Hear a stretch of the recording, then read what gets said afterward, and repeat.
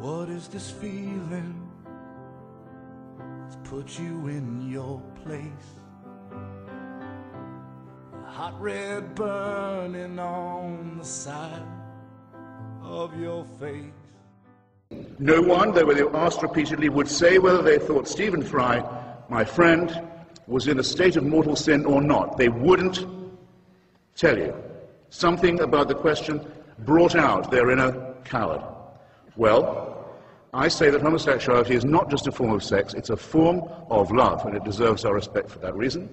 That when my children were young, I'd have been proud to have Stephen as their babysitter, and I'd told them they were lucky. And if anyone came to my door as a babysitter wearing holy orders, I'd call first a cab and then the police.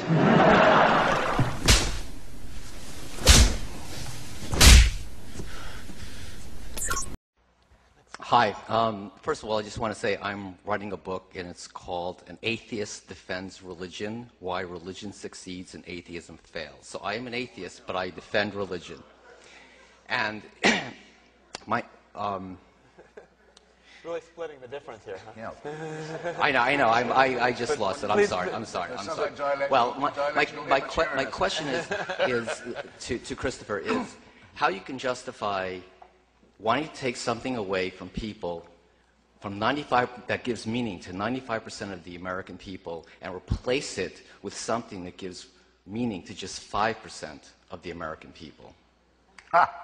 Well, what an incredibly stupid question.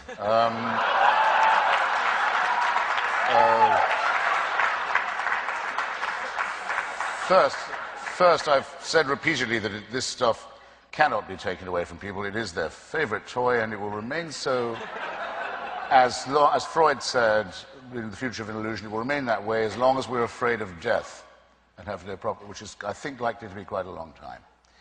Second, I hope I've made it clear that I'm perfectly happy for people to have these toys and to play with them at home and hug them to themselves and so on and share them with other people who come around and play with the toys. So that's absolutely fine. They are not to make me play with these toys. Okay? I will not play with the toys. Don't bring the toys to my house. Don't say, my children must play with these toys. Don't say, my toys might be a condom. Here we go again. Are not allowed by their toys. I'm not going to have any of that.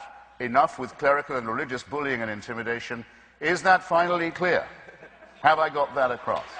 Thank you.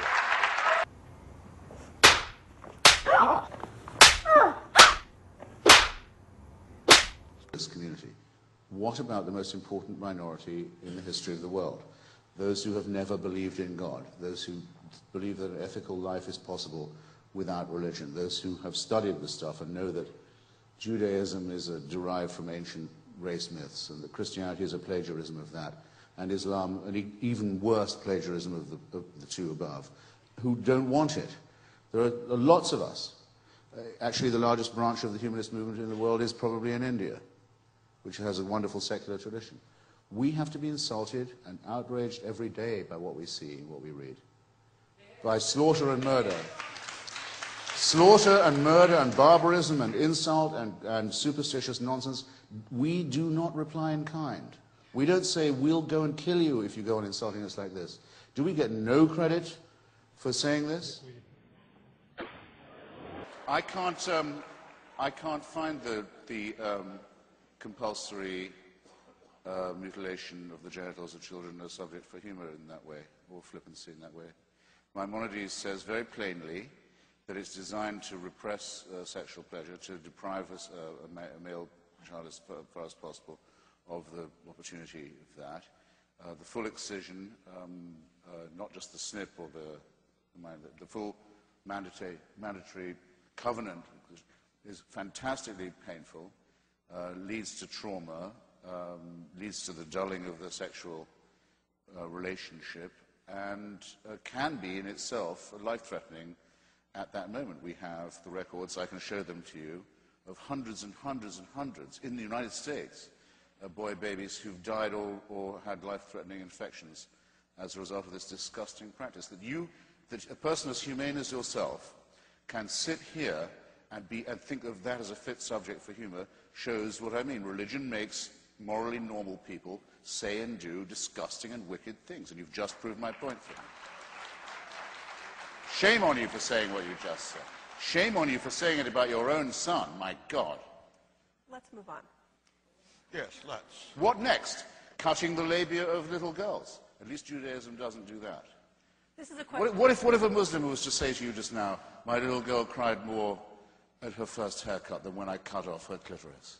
What would you think of me if I was to say such a disgusting thing? Well, remember, we are not talking about detail here. We're talking about whether religion makes people behave better or not. Calm down now. Get back to your seat. I'll take care of this. Calm down.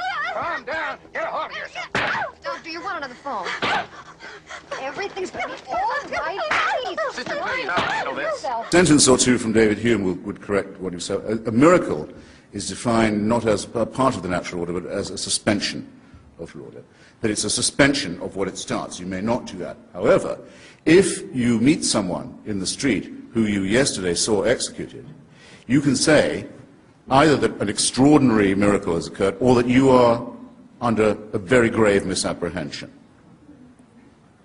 And David Hume's logic on this, I think, is quite irrefutable. He says, what is more likely, that the laws of nature have been suspended in your favor and in a way that you approve, or that you've made a mistake?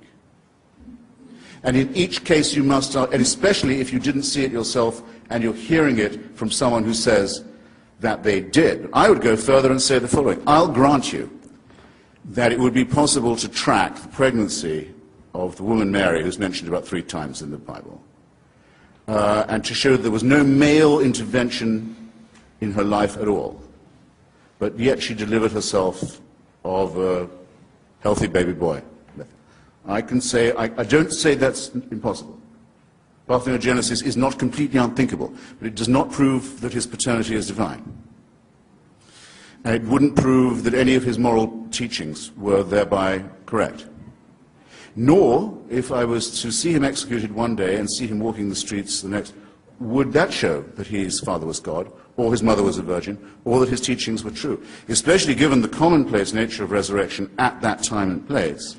After all, Lazarus was raised, never said a word about it. The daughter of Jairus was raised, didn't say a thing about what she'd been through. And the Gospels tell us that at the time of the crucifixion, all the graves in Jerusalem opened, and their occupants wandered around the streets to greet. So that it seems the resurrection was something of a banality at the time. Not all of those people clearly were divinely conceived. So I'll give you all the miracles, and you'll still be left exactly where you are now, holding an empty sack.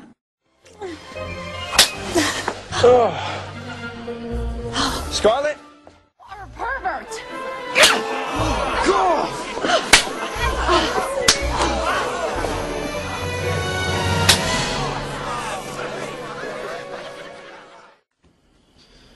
I'm sorry. I had no idea that it was going to get so out of control. Buddy. Really? Yeah.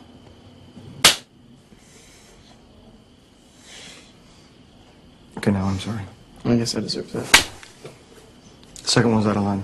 The second one was uncalled for. I'm sorry. You okay? I'm really sorry, man. 3 makes it even. Now we're even. How are you? You okay? Yeah.